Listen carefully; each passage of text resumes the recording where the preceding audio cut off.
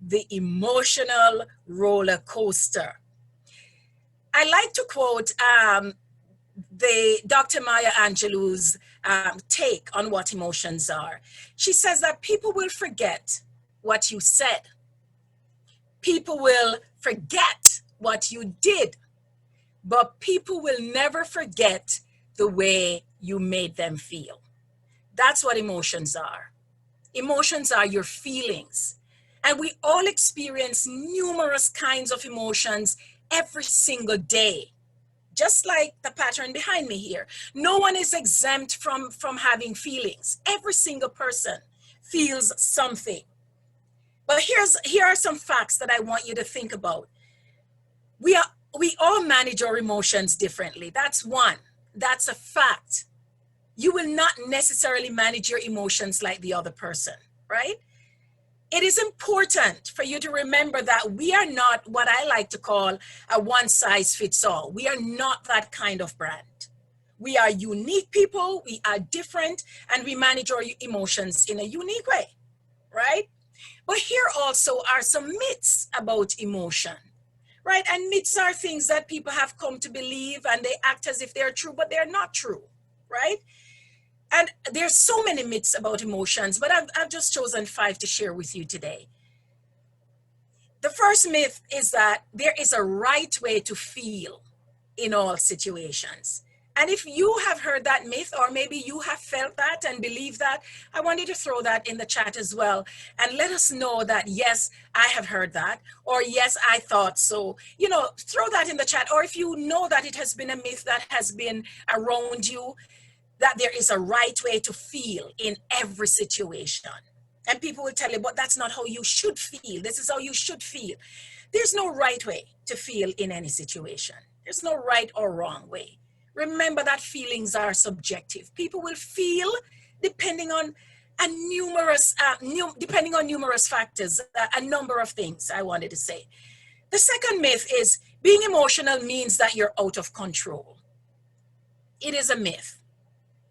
You may feel very emotional. It doesn't mean that you are out of control. Another myth is that emotions just happen for no reason. People say, I feel this way. I don't know. There's no reason.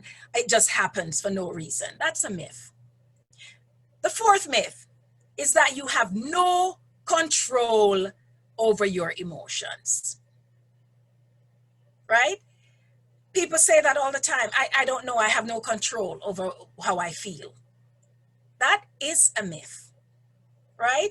And the fifth one is that if you own your emotion, it is a weakness. Have you ever heard that? You don't always have to show how you feel. You don't have to own how you feel.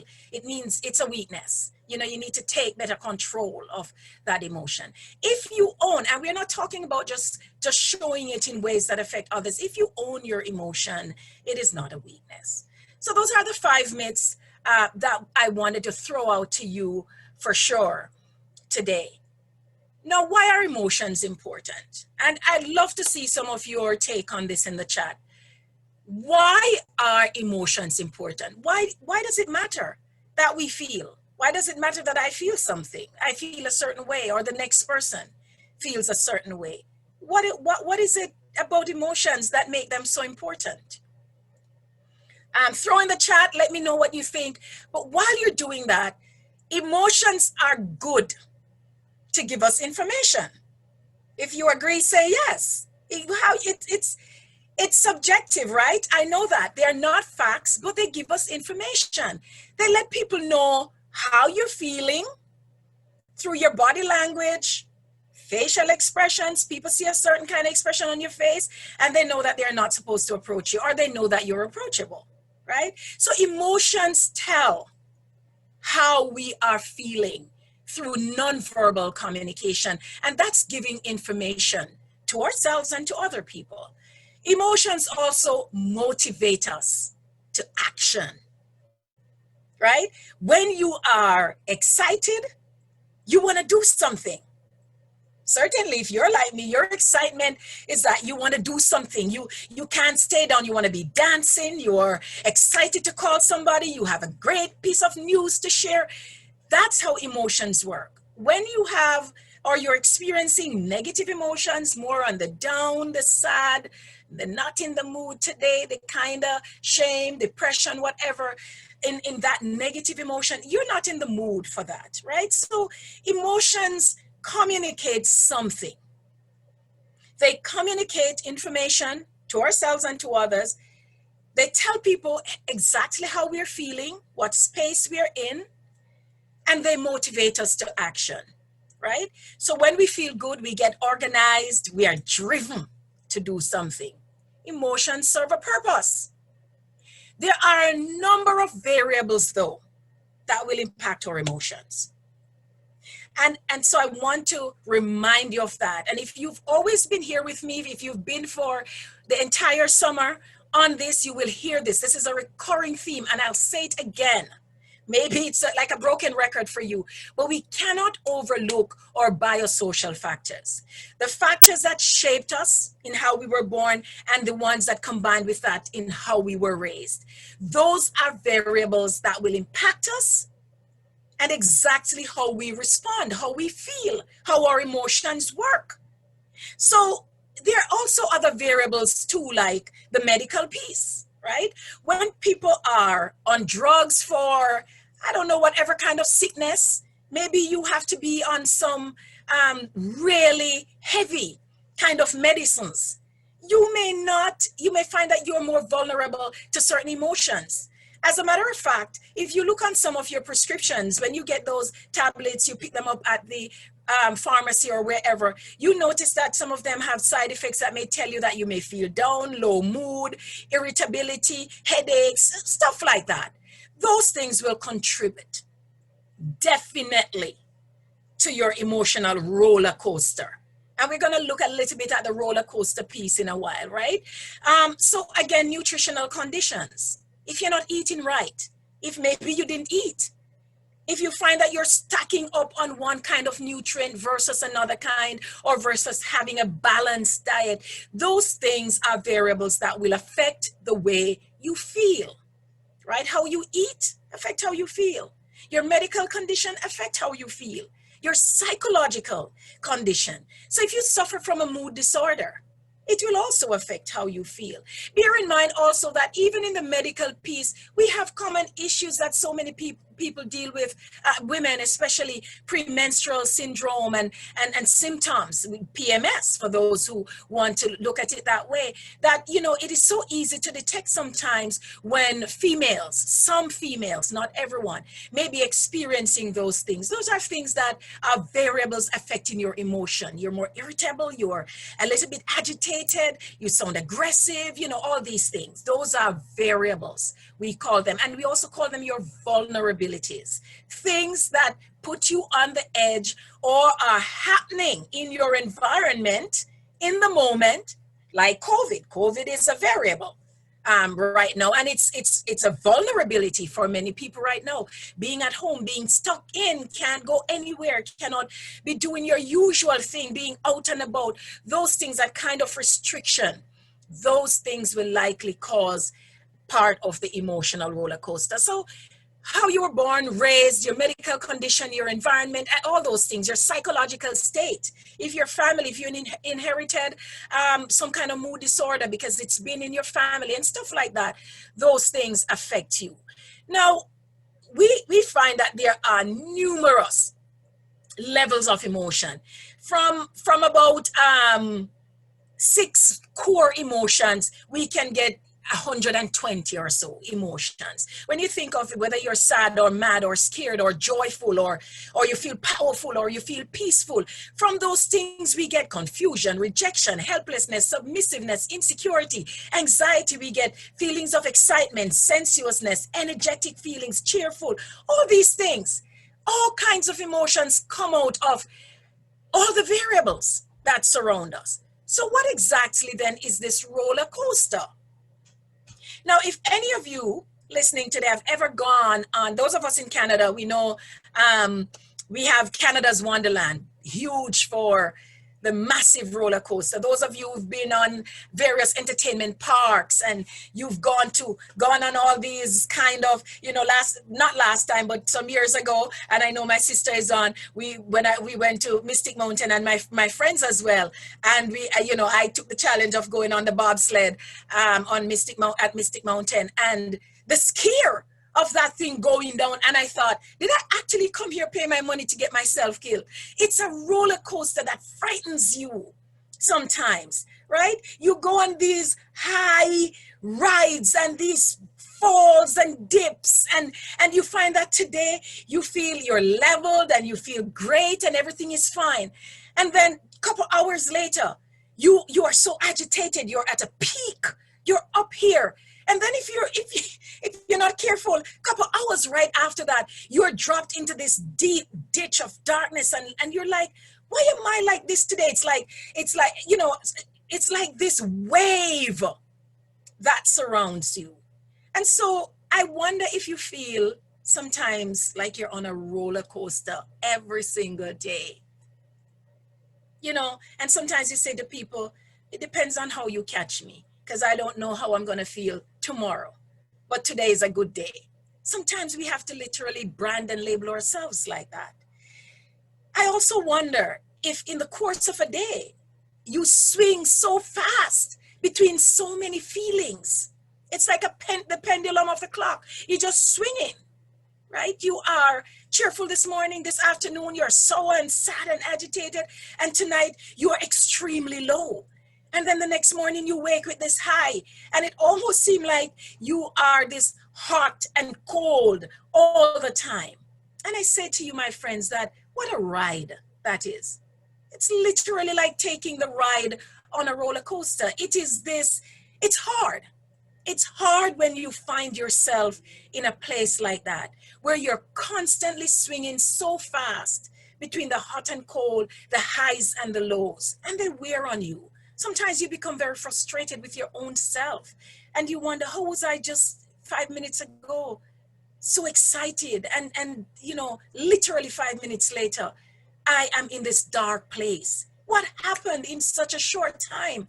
And it feels frustrating. And if that's where you are, and if you've ever been there, I say to you that I know it's a hard place to be. It's a tough place to be. And it's just difficult to live like that every day, to live like that where so many emotions crowd you in the very day, or every other day you are in this very high, very low, and there's hardly a middle ground. It's a tough place for anyone to find themselves. It is a tough ride. It's a scary ride. It can be a frustrating ride. So I say to you, my friends, that emotions are real, right? We feel them, but they are not facts. I want you to know that. And the reason they are not facts is that they are subjected to you alone. Because what you feel about a particular thing does not mean that it's the same thing I would feel about it. And so truth is truth across the board for people, and it becomes your truth. It's not a universal truth. And because it's not, we realize that yes, they're real, but they are not facts around you. And you want to always evaluate, what do I feel and what are the facts around that particular thing? They are driven by our thoughts. So remember I said to you earlier that one of the myths I shared is that emotions there's no reason. They're just there. It is a myth, right? Emotions are driven by our thoughts. They come from our thoughts, right? And yes, sometimes our thoughts, like I said, could be triggered by certain medication you're on, maybe what we call the time of month for women, maybe different vulnerabilities around you, but it is still because they affect your thinking. Bottom line is, the way we think about a thing will determine how we feel about that thing. So imagine the roller coaster that you are on. That's how fast your thinking is switching.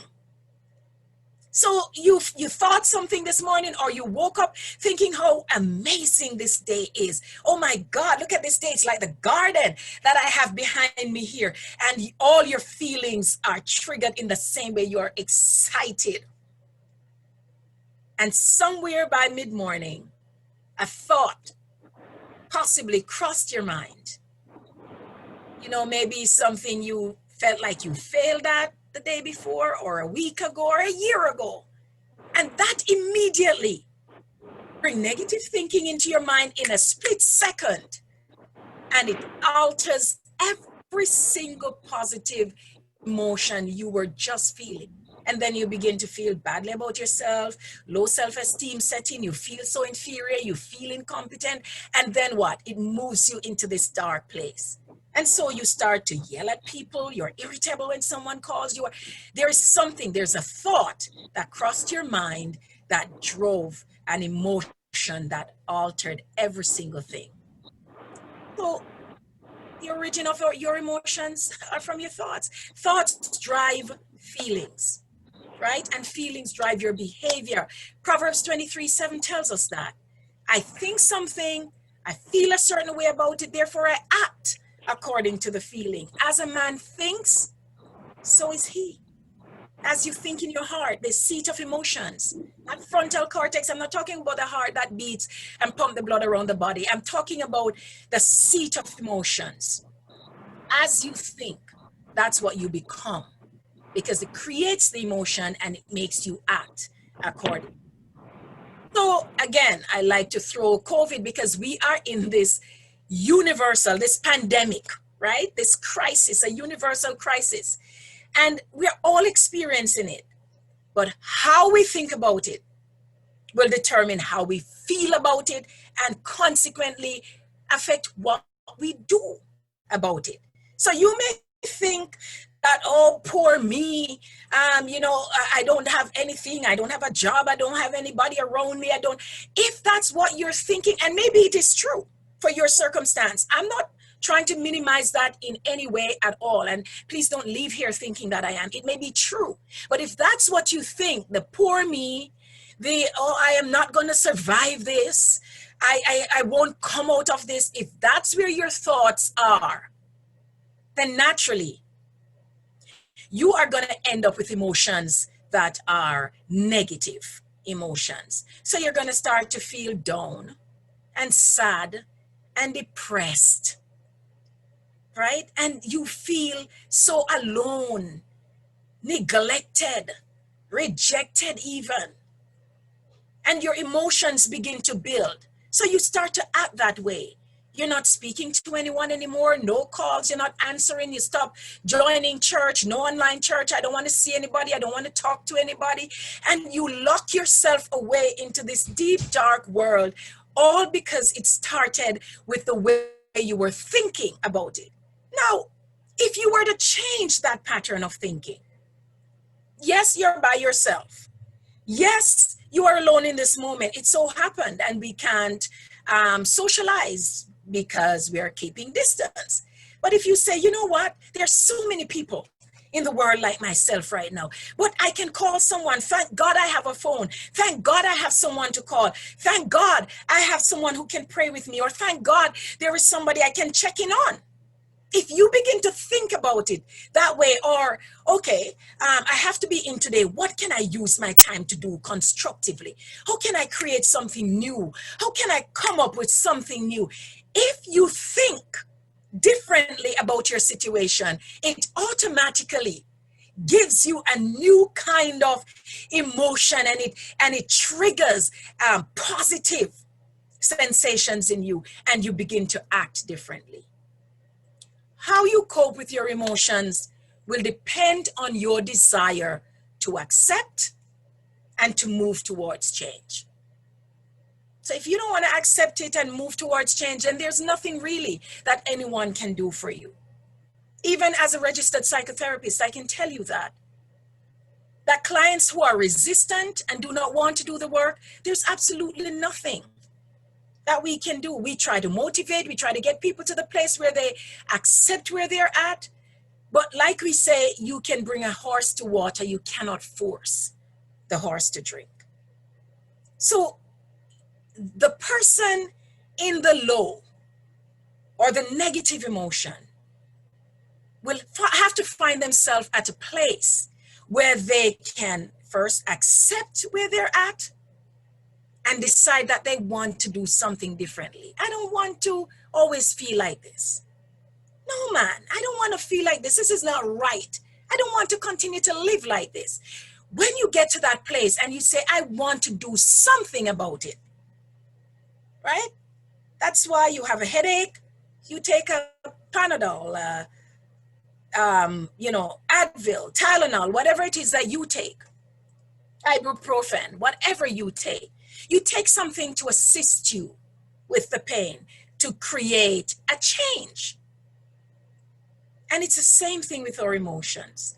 Whatever you can do to embrace that change, I would encourage you to get help in that way. If it means talking to someone, if it means seeing a professional, if it means just picking up the phone and just someone close to you, letting them know how your emotions are negative today, you're in a bad place today, you're in a low place today, whatever it is that however you will express it, it's important that you get that kind of help so that it changes your thinking and that you will feel differently and act differently.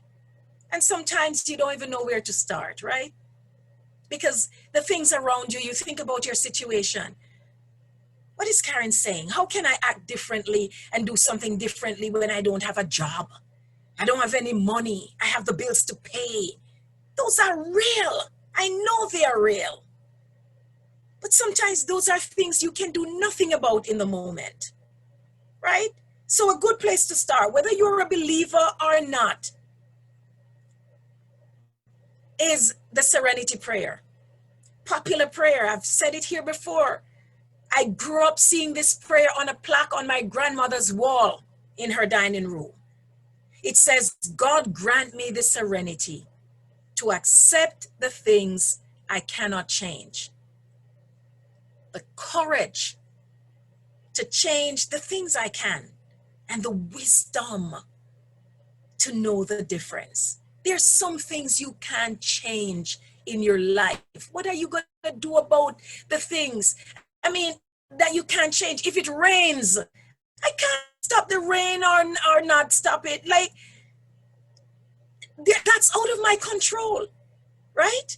If someone lets you go from your job, if someone walks out on you, the breadwinner, or it just happens that this is your circumstance right now, if you keep thinking about it in a victimized way, I am going to say to you that you will not find the strength to rise up out of it, because you're seeing it through the eyes of a victim.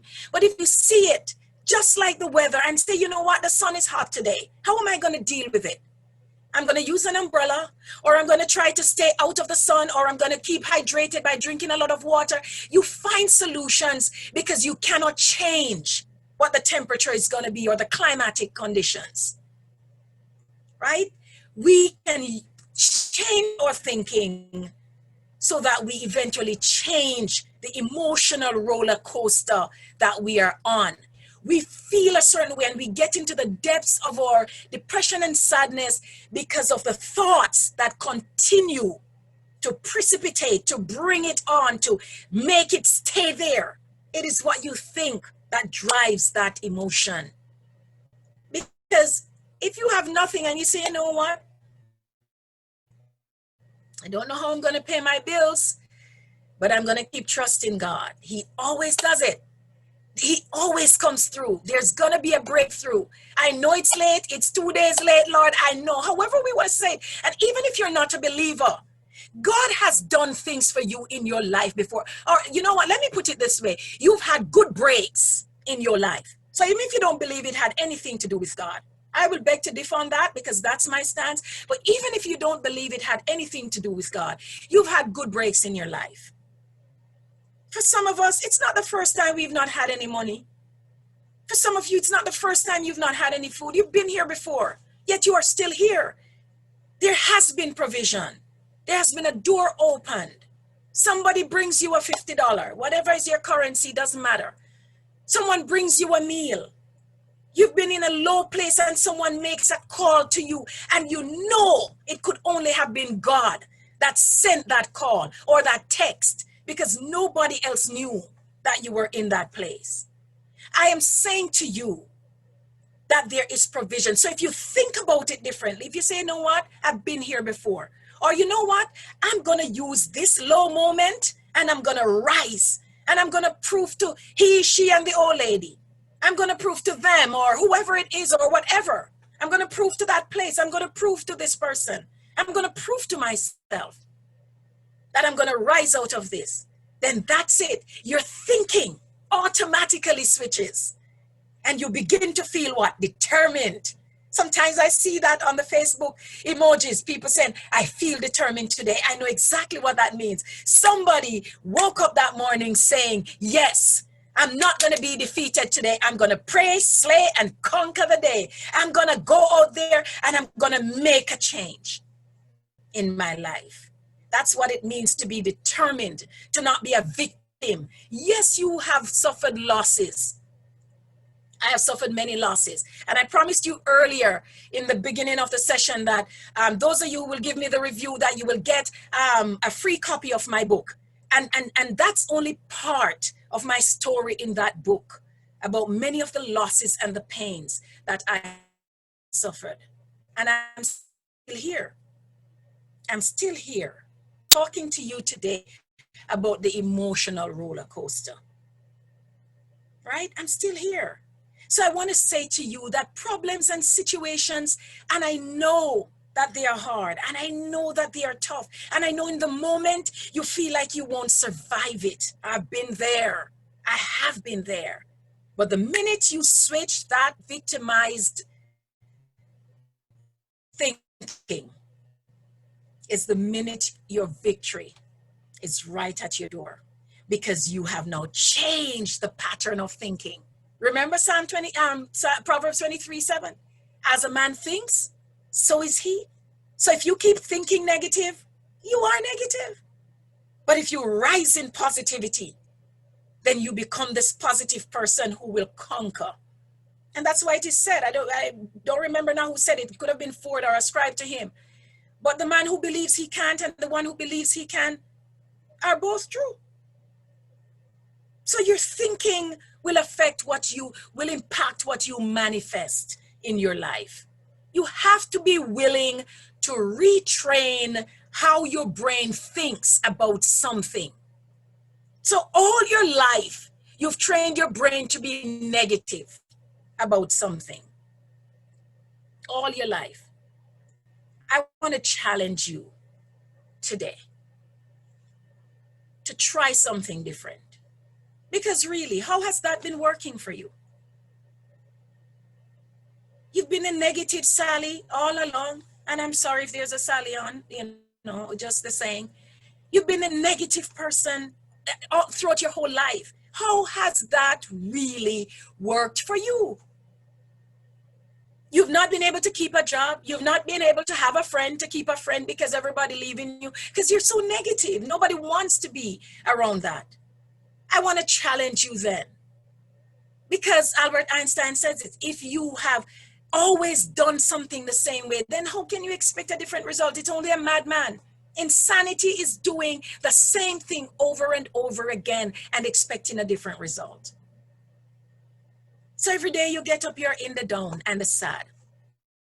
Okay, if it's a medical condition, please seek help. It's because there is some medical situation that, again, you have no control. But you can think about it that way. I remember a church sister that we have years ago, when I went to visit her. At the time, I was in Bible school as a student, young student in seminary. And when I went to see her, she said to me, Sister Karen, I went to my doctor and he told me that I have cancer. And I said, thank you, Jesus. Whatever is your will for me, I receive it. And I trust you and I will glorify you. And I will call it done, because whatever is your will. So if you want to heal me, it's your will. And if this is how you want to take me home, I thank you.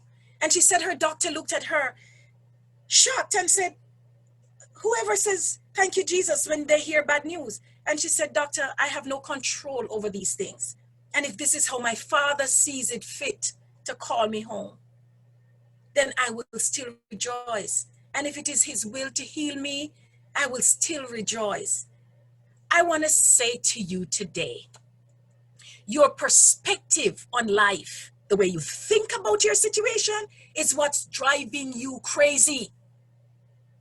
It's not the situation. You have no control over the situation, right? You have no control, whether it's hurricane and you lose your house, or it's an accident and you lose your car, or God forbid, and you lose a child, you lose a job, you lose people out of your lives. You have no control over those situations. They are uncontrollables. Don't try to control those things. You can't. What you can control is how you think about them. So then, change your thinking. I challenge you. So if you're going through some tough times, you probably feel neglected, you probably feel rejected, you probably feel abused, you probably feel accused, or you've been left alone, or people have walked out on you. I want to say to you, I feel your pain, and I've suffered some of those things, and I know that pain. It's a hard place to be, and I wouldn't wish it for anyone. But if your thinking keeps you there, feeling sorry for yourself, then guess what? That's where you're going to be, and you're always going to be on the roller coaster. Find purpose. I want to say to you, cope today by finding purpose in your pain. And that's why I wrote my book. That's why I'm doing this. And I told you before, when I lost my job in COVID, my full-time employed salaried job in COVID, and I thought, what am I going to do? I have my mortgage to pay. I have my lease on my vehicle to pay. I have children to care for. Like, what am I going to do? Single parenting at that. What am I going to do? Sit and cry and mope and hate everybody in the world? And no. I began thinking about it and praying about it. Did I feel anxiety? Yes. There were moments I was anxious. I wondered how I was going to survive this. Right? So pain will come to you, whether you ask for it or not. But I decided I'm going to let this be worth something. So yes, I decided, you know what? Instead of sitting down with all my knowledge and not having anybody to share this with because I lost my contract during COVID, I said, here's a place that I can help people in their tough times, like myself, probably unemployed like myself, but wanting to know how to get through a situation. And I've said this before, this is how this came about. This was where this was born. Sharing with you guys so you know, let your pain be worth something. When you come out of it, you should be shining and say, hey, it was worth the loss. I wouldn't have had the time. And I couldn't begin to tell you the stories on this platform today, that in losing that job, it was the best thing in that moment that could happen to me. Would I have planned it? No. No, because I have no income. How am I going to eat? Am I going to take care of myself and my bills? But out of that came my purpose, my passion, writing my book, launching this, establishing my own private practice, giving more time to it. A practice that moved from 0 clients. When COVID hit, nobody wanted to do therapy. In my practice that I had as a part-time practice, nobody. Because people are afraid to come to me. Nobody wanted to do therapy online. They don't trust that. They want to be in person. And out of that, as I committed to giving to you, My private practice moved to a stage where there were times, like on days it was full. It was enough to pay for my office. It was enough to take care of my bills. It was enough I could change my vehicle. I'm talking about changing your thinking. And it's not my intention to preach to you even today. It's a wellness session that we do here. But I want you to understand that you are not the only person who've suffered losses.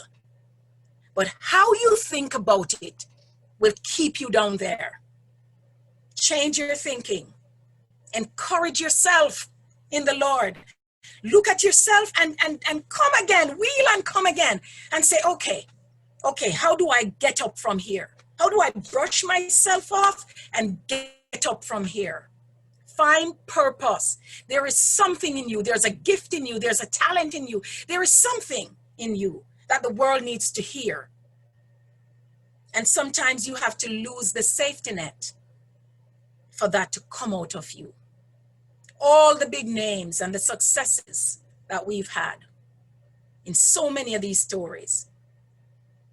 Hal Elrod, the Miracle Morning guy, as I listened to him in a webinar last week, when his business fell to nothing, he went bankrupt, he had nothing. In a time of recession, 2008, came a habit. He began to get up early and to practice some things and do something differently. Why should I stay in this depression? And out of that came a book that has sold millions, a massive business, and he's world renowned today. People who dropped out of school, all these people. I'm just saying that when bad times hit, it's a time to think differently. COVID has hit us. You can't keep thinking the same way like before COVID. Things have changed. Because if you keep thinking the same way, you're going to end up with the same feelings you had and nothing will change. But when you change your thinking, then it's not business as usual. New things are born, new abilities and skills and talents and dreams and passions, aspirations, and life comes out of it. Every seed must first die before it can produce and give to you. So your downtime right now is probably a death. You dying for something. And I won't, belabor the point, but I say to you, encourage yourself. Encourage yourself. Encourage yourself. Surround yourself with family, faith, with friends, with community, with people who are good for you. And situations like COVID shake up and show up a lot of things. So those people you've always had in your life, who've never encouraged you, never caused you to feel like you can move further. I want to say to you, it's time to shed those. It's like it's fall right now, and all the leaves in my backyard are shedding. Beautiful, like what I have behind me here. I'm saying to you, shed some of those friendships and find people who will praise you, appreciate you, and support you, because that is your water, your sunlight, and your environment, your soil for you to grow in. And you're going to find it's amazing what you're going to find in yourself. Man, I didn't think I could do this. It's in you. It's just lying there in the dark soil and needs to come to light, needs the right environment to grow. Okay, so sometimes you have to call a friend. Call up a friend and say, why do you like me again? Why do you keep friendship with me? Remind me again. I have friends on this platform right now that are testimony that I've had to call them. What are the things that you think I'm good at again? What do you like about me? Because sometimes in those low places, you just need someone to affirm you. I have family and friends on this medium today that have had to use that in those low, dark moments. You want to remind yourself of who you are, and you need the people who will celebrate you to remind you of the truth of who you really are, right? So you also want to celebrate some achievements that you've made. Look over your life. I don't care how small it is. Maybe it's just to say, you know what, I did finish primary school. I finished elementary school, Or maybe it's just to say, you know what, I've been serving the Lord for the last 10 years, 20 years, 30 years. And there's no turning back. Sometimes that's all you can find to be grateful, but that's enough. Or just to say, you know what, today I had a breakfast or I have a meal. And it's okay. So I say to you, make a gratitude list and have a reason to be thankful. we're wrapping this up. And I want to leave with you a coping skill that I want you to use. It's my own little thing. You know, there are different therapists and psychologists who will say it in different ways, but this is how I often use it with my own clients so that they remember. Every time you get into this emotional space, I say to you, in for you to be stable, to come back to your emotional stability, start with your thinking.